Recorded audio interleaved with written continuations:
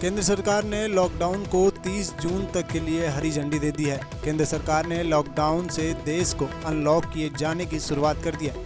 केंद्रीय गृह मंत्रालय की ओर से जारी गाइडलाइन के मुताबिक आने वाले दिनों में लॉकडाउन से 3 चरणों में धीरे धीरे ढील की दी जाएगी। हालांकि कंटेनमेंट जोन में सख्त पाबंदी जारी रहेगी। गाइडलाइन के मुताबिक कंटेनमेंट जोन के बाहर फेज वाइज राहतें दी जाएंगी। पहले फेज में 8 जून से धार्मिक स्थल और सार्वजनिक पूजा स्थल, होटल, रेस्टोरेंट और अन्य अतिथि सेवा एवं शॉपिंग मॉल खोले जाएंगे, लेकिन इसके साथ शर्तें भी लागू रहेंगी। जाने कैसे मिलेंगी चरणबद्ध राहतें और कब क्या खुलेगा। इसके 8 जून के बाद धार्मिक स्थल, इबादत की जगह, होटल, रेस्टोरेंट, हॉस्पिटल से जुड़ी सेवाएं, शॉपिंग मॉल शर्तों के साथ खोले जाएंगे। दूसरे फेज में स्कूल, कॉलेज, एजुकेशन, ट्रेनिंग और कोचिंग इंस्टीट्यूट खुल सकेंगे, लेकिन इनके बारे में राज्य सरकारें स्कूलों और बच्चों के माता पिता से बात करने के बाद ही कोई फैसला लेगी। हालांकि जुलाई में ही तय होगा कि स्कूल खोले जाने हैं या नहीं। तीसरे पेज में, इस पेज में इंटरनेशनल फ्लाइट, मेट्रो रेल सेवा, cinema hall, gym, swimming pool, entertainment park, theatre, bar, auditorium, assembly hall और इनके जैसी बाकी जगहों को आम लोगों के लिए खोले जाने की बात कही गई है। इस चरण में सामाजिक, राजनीतिक रैलियां, स्पोर्ट्स इवेंट, अकादमी और सांस्कृतिक कार्यक्रम, धार्मिक समारोह और बाकी बड़े जमावड़े शुरू किए जाने की बात। हालांकि इन्हें शुरू करने का फैसला हालात का जायजा लेने के बाद ही हो पाएगा। इसके बाद जारी रहेगा रात का कर्फ्यू। जारी गाइडलाइन के मुताबिक रात का कर्फ्यू जारी रहेगा, लेकिन जरूरी सेवाओं के लिए कर्फ्यू का नियम लागू नहीं होगा। रात को 9 बजे से सुबह 5 बजे तक अब नाइट कर्फ्यू रहेगा।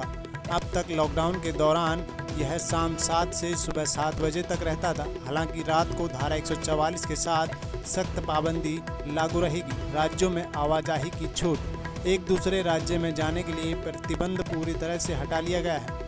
यही नहीं, राज्यों में लोग एक जिले से दूसरे जिले में जा सकेंगे। हालांकि इसके लिए उन्हें सोशल डिस्टेंसिंग का पालन करना होगा। कहीं आने जाने से पहले किसी को भी कोई इजाज़त लेने या ई परमिट लेने की ज़रूरत नहीं है। सार्वजनिक स्थानों पर पालन करने होंगे ये नियम। यात्रा के दौरान या सार्वजनिक स्थानों पर लोगों को मास्क लगाना जरूरी होगा। साथ ही सामाजिक दूरी का पालन करना जरूरी होगा। यह नहीं, सार्वजनिक स्थान पर थूकने पर जुर्माना लगाया जाएगा। भीड़ पर पाबंदी होगी। शादी समारोह में केवल 50, जबकि अंतिम संस्कार में 20 लोग ही जमा होंगे। वर्क फ्रॉम होम की तहरीर दी जाएगी। थर्मल स्कैनिंग पर जोर दिया जाएगा। दरवाजों के हैंडल आदि हार्मोन टच के यंत्रों को सैनिटाइज करना होगा। कार्यालयों में सोशल डिस्टेंसिंग का पालन करना होगा। इसी के साथ ही कंटेनमेंट जोन में लागू रहेंगी सख्त पाबंदियां। कंटेनमेंट जोन में 30 जून तक लॉकडाउन का 5वां चरण लागू रहेगा। इन जोनों का निर्धारण जिला प्रशासन, स्वास्थ्य मंत्रालय की गाइडलाइन के आधार पर लेगा। कंटेनमेंट जोन में केवल बेहद जरूरी गतिविधियां ही अनुमति होगी। मेडिकल इमरजेंसी सेवा और आवश्यक आपूर्ति को छोड़कर इन इलाकों में लोगों की आवाजाही पर रोक रहेगी। यही नहीं, कंटेनमेंट जोन में मरीजों की पहचान के लिए टेस्टिंग भी होगी। सरकारी कर्मचारी घर घर जाकर निगरानी का कार्य करेंगे। कंटेनमेंट जोन के बाहर ये राहतें होंगी। जारी गाइडलाइन के मुताबिक कंटेनमेंट जोन के अंदर जो सब कुछ बंद रहेगा, लेकिन कंटेनमेंट जोन के बाहर चरणबद्ध तरीके से बाकी गतिविधियों की चरणबद्ध तरीके से वापसी होगी। हालांकि इनके साथ शर्तें लागू रहेंगी। बच्चे, बुजुर्गों को घर में रहने की सलाह। सरकार की ओर से जारी गाइडलाइन में कहा गया है कि 65 साल से अधिक के बुजुर्ग और 10 साल से कम वर्ष के बच्चे घरों में बाहर ना निकलें। कोई मेडिकल इमरजेंसी या अत्यंत जरूरी कार्य ना हो तभी वह बाहर निकलें। आरोग्य सेतु ऐप निर्देशित। केंद्र सरकार की ओर से कार्यालयों को निर्देश दिया गया है कि यह सुनिश्चित किया जाए कि हर कर्मचारी के मोबाइल में आरोग्य सेतु ऐप इंस्टॉल रहे।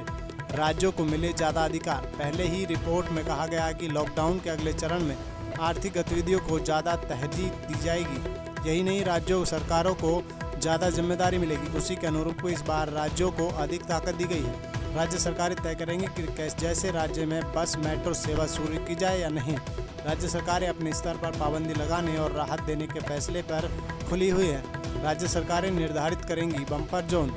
केंद्र सरकार की ओर से जारी गाइडलाइन में राज्य सरकारों को ज़्यादा अधिकार दिए गए हैं। राज्य सरकारें कंटेनमेंट जोन के बाहर बम्पर जोन पहचान करेंगी। बफर जोन में ऐसे इलाकों में जहां कोरोना संक्रमण के नए मामले आने का खतरा ज़्यादा है। बफर जोन के अंदर भी पाबंदी जारी रहेगी। राज्य सरकारें कंटेनमेंट जोन के बाहर कुछ गतिविधियों को प्रतिबंधित कर सकती है, जबकि कुछ पर प्रतिबंधों को लागू रख सकती है।